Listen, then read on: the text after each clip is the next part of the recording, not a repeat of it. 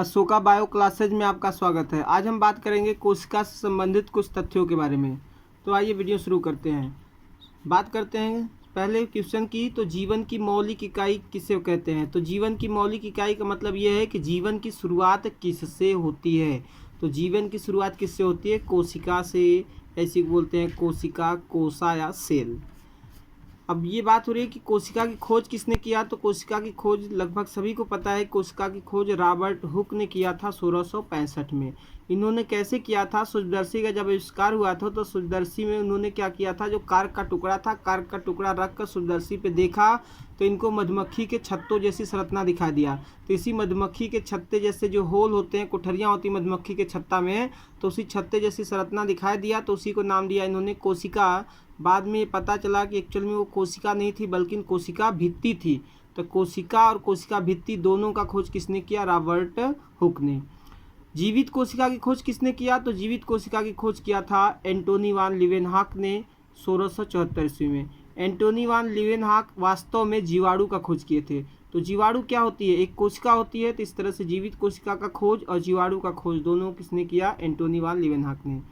सूक्ष्मदर्शी की खोज किसने किया था? सूक्ष्मदर्शी का खोज जॉनसन और जॉनसन ने 16वीं शताब्दी में किया था, 1600 शताब्दी पर किया था। और ये जो 16वीं शताब्दी था इसमें उन्होंने जॉनसन और जॉनसन ने किया था।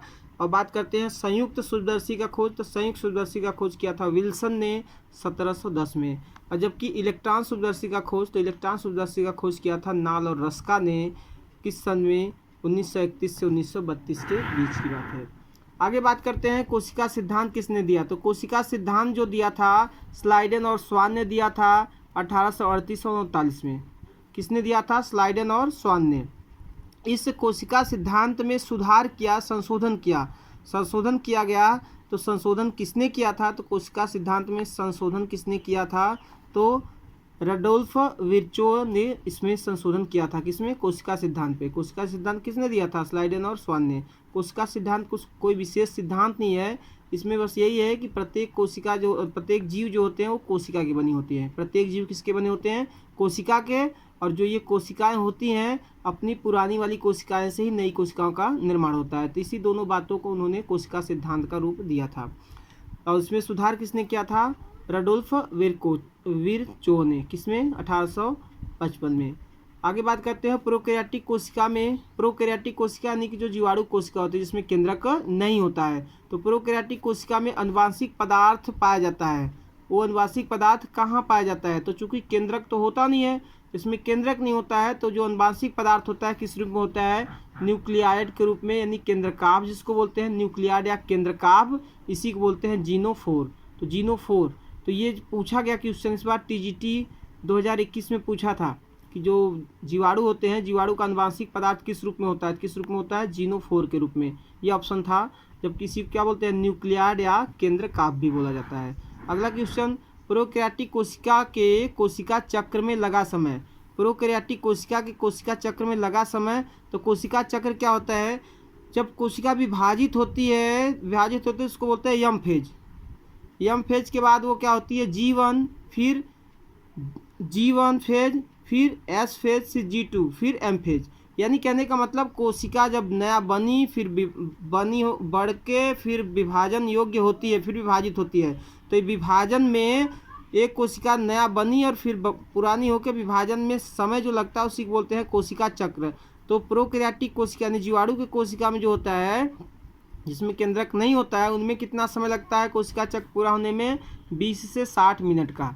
और जबकि यूकैरियोटिक कोशिका जो होती है, यूकैरियोटिक कोशिका में कोशिका चक्र पूरा होने में लगभग कितने समय लगता है? 12 से 24 घंटे का समय लगता है। अगला बात कर रहे हैं कि जो सन है, सनई जो था, सनई से जो रेशा मिलते हैं, पटसन, सनई, ये सबसे, तो उसके जो तंतु यानी रेशा जो होता है उसकी लंबाई कितनी होती है? एक तंतु की लंबाई, एक कोशिका जो होती है उसमें कोशिका के तंतु की लंबाई कितनी होती है? 55 से 60 सेंटीमीटर तक होती है। जबकि इससे पहले आपको बताया गया था कि सबसे बड़ी कोशिका जो थी वो शुतुरमुर्ग का अंडा, सबसे लंबी कोशिका तंत्रिका कोशिका, सबसे छोटी कोशिका माइकोप्लाज्मा या पीपी येल्लो होता है। इसी तरह से सनई जो होता है, सनई से जो सन निकलता है हेम्प, तो सन के जो तंतु होते हैं कोशिकीय तंतु लगभग 55 से 60 सेंटीमीटर लंबे तक होते हैं। कोशिका का बाह्य आवरण यानी जो जंतु कोशिका होती है जिस झिल्ली से बाहर से घिरा होता है उस बाहरी आवरण को कोशिका कला कहते हैं। उसका स्वभाव किस रूप में होता है, तो उसका स्वभाव क्या होता है, चयनात्मक पारगम्यता, यानी कि वो क्या करती है, जो तरल पदार्थ होते हैं, तरल पदार्थ में घुले हुए पदार्थों को आने जाने के लिए परमिशन देती है। तो सभी पदार्थों को नहीं, कुछ ही पदार्थों को आने जाने के लिए परमिशन देती है, इसलिए इसको अर्धपारगम झिल्ली भी बोलते हैं। और इसका स्वभाव कैसा होता है, चयनात्मक पारगम्यता के रूप में। कोशिका कला ये जो है, कोशिका कला बना किसका होता है, तो लिपिड और प्रोटीन का। कोशिका कला ही नहीं, कोई भी झिल्ली जो होती है जंतुओं कोशिका में पाई जाएगी तो किसके बनी होगी, एक्चुअल में लिपिड और प्रोटीन की, इसी को बोलते हैं लाइपोप्रोटीन। तो कोई भी झिल्ली जो होती है किसकी बनी होती है, लाइपोप्रोटीन की। तो यहाँ कोशिका कला दिया है तो कोशिका कला से बनी होती है लिपिड और प्रोटीन की। तरल मोज़ेक मॉडल, इसी कोशिका कला को समझाने के लिए सिंगर और निकोलसन ने 1972 में एक मॉडल प्रस्तुत किया था। सिंगर और निकोलसन ने एक 1972 में मॉडल प्रस्तुत किया था जिससे नाम दिया गया था तरल मोज़ेक मॉडल। इस मोज़ेक मॉडल के अनुसार चूंकि लिपिड और प्रोटीन का ही बना था कोशिका कला, तो लिपिड जो होता है, जैसे कि मान लो सीरा होता है, सीरा में गुलाब जामुन होता है, तो उसी तरह की परत समझ लीजिए हमारी कोशिका कला की होती है। तो जैसे सीरा हो गया, सीरा किसका काम कर रहा है, लिपिड का। गुलाब जामुन किसका काम कर रहा है, प्रोटीन। तो जो गुलाब जामुन जब पास पास होंगे तब भी उनके बीच में क्या होता है, जगह बचता है। तो वैसे ही प्रोटीन के अणुओं के बीच में जो जगह बचता है उसी होल से क्या होते हैं, पदार्थों का आवागमन होता है, इसलिए इसको बोलते हैं चयनात्मक पारगम्यता। तो सिंगर और निकोलसन ने तरल मोज़ेक मॉडल प्रस्तुत किया था 1972 में।